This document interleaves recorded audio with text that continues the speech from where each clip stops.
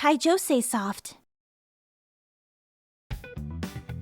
Man, it sure is boring around here.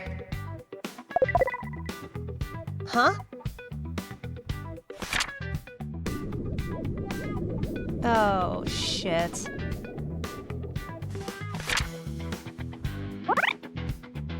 Oh no. Aliens!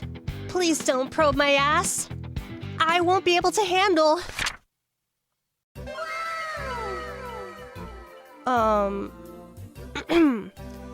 be able to... handle it.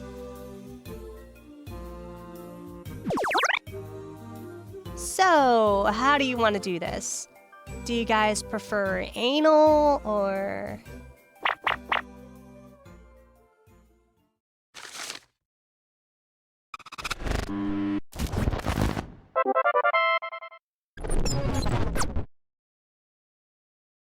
Hey numbskulls!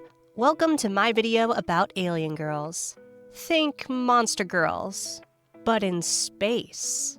See, as a kid, I consumed a lot of sci-fi stuff. You know, Ratchet and Clank, Invader Zim, Star Wars, Invader Zim, Xenoblade, Jak and Daxter, Invader Zim. Just a lot of cool stuff in general, you know? It got me interested in fantastical, whimsical beasts that can procreate with humans, because that's totally something that's happened in Invader Zim. If you couldn't tell, this was a hyperfixation for me. It was my life for a while.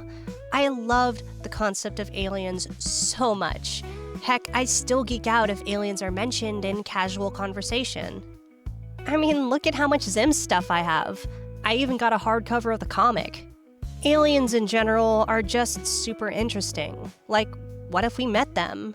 Would they be able to understand our language? What would their technology be like? There are so many questions that may never be answered. But for the most part, I've been able to satisfy the biological side of my curiosities through various forms of literature. Like this, for example, the Monster Girl Encyclopedia. It's a catalog of all kinds of monster girls that explains different species and their biological info. It goes surprisingly in depth with the amount of information and common lore surrounding these creatures. Everything from interesting to freaky, if you know what I mean. Now, this is cool and all, but what if I wanted to see these exact, totally non-sexual creatures, but in outer space, in a scenario where I get abducted by them from a UFO and where they give me a job as some kind of fan fiction writer? Well, thankfully, I have years of experience fantasizing about such things. I should know, it's on my job resume. So if I'm going to experience these things, I'm gonna have to get really creative. That's right, we're gonna sell out. Welcome to Galactic Utopia by Kaijose Soft. Yes, this video is indeed sponsored, but fear not. I actually kinda like this game. On the topic of hot alien monster girls, this game is relevant because it does an incredible job of highlighting the basic appeal of alien girls. And that's because of how it takes advantage of its setting and visual medium. It's a visual novel, so many of the environments, characters, and dialogue often flourish through the interactivity that's available to the player. The environments flourish through the use of background scenes and detailed art, as well as the descriptions and sound effects that bring them to life. It's simple, but effective, like a lot of other visual novels out there. There's even an explorable space station that you can go through. But be careful which room you walk into, because depending on which one it is, you're probably gonna run into some literature. Oh, but the characters and dialogue do a lot of heavy lifting in the sense that they make the world feel lived in.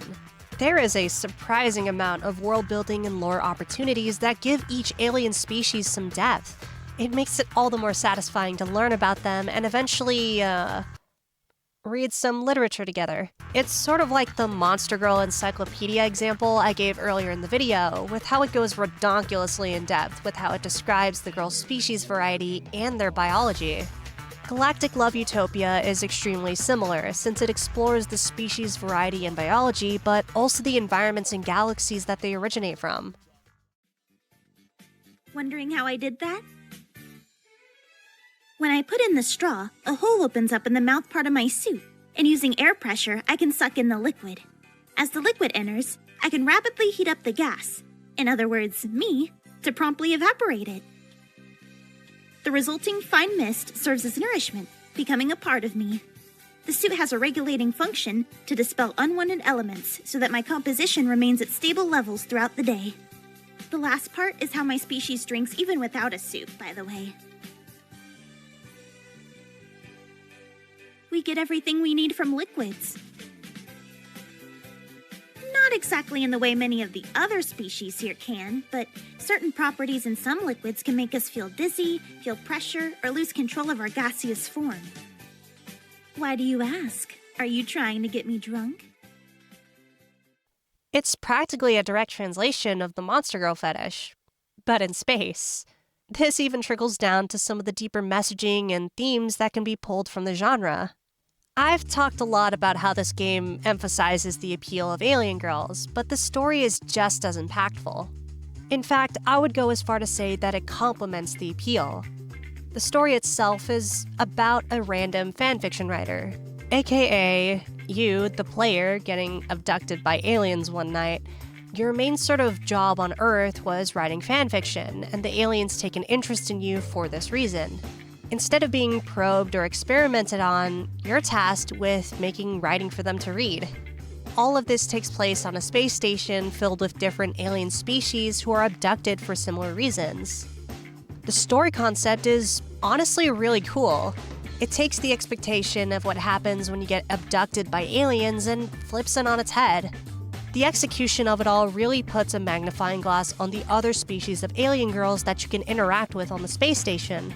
It even goes out of its way to immerse you as much as possible just to get you interested in some of these girls. It throws a ton of world building, lore, and environmental storytelling towards the player. And with this being an H game, of course, it shows a healthy amount of literature, really expanding on the spicy possibilities of mating with girls with tentacles, slime, multiple chests, some that are holographic, or straight up robots. It has all the bells and whistles you'd come to expect from a visual novel, including some creative flair here and there to not only give this game its own identity, but also serve the conveyance of subtle themes in the story. It's all about love. Pretty obvious when you look at the title of the game, but it's more specific about it. It's more like love at first sight, that indescribable feeling that you get when you think you've found the one. The game takes that indescribable feeling and makes it even harder to describe when it shoves hot alien girls in your face.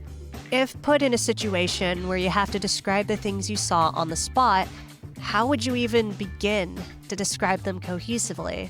It's even visualized through the short intro animations given to each of the main girls.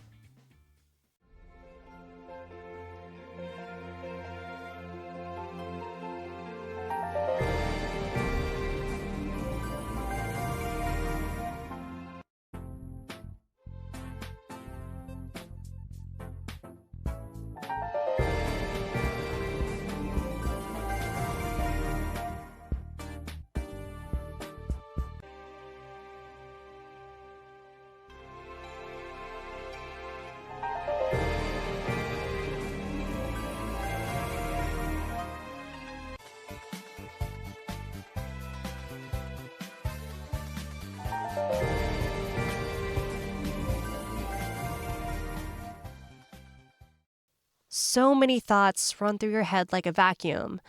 It all becomes indescribable. You'd become, for a lack of a better phrase, spaced out. In the end, that's what it's all about. This visual novel really connects to the appeal of alien girls and exhibits the deeper themes of expressing complex thought, as well as bringing to life the metaphor of your lover sweeping you off of your feet. In this case, the alien girls literally do that. When you can't properly describe your feelings or put them into words, you write down what you feel, gather the jumbled words onto a piece of paper, forming a love letter of sorts. The power of those words will rip through the silence of space, echoing in a silent, tranquil void, defying all odds. it'll cause a big bang of emotion and thought. And when the stardust finally settles, you'll realize that alien girls are out of this world.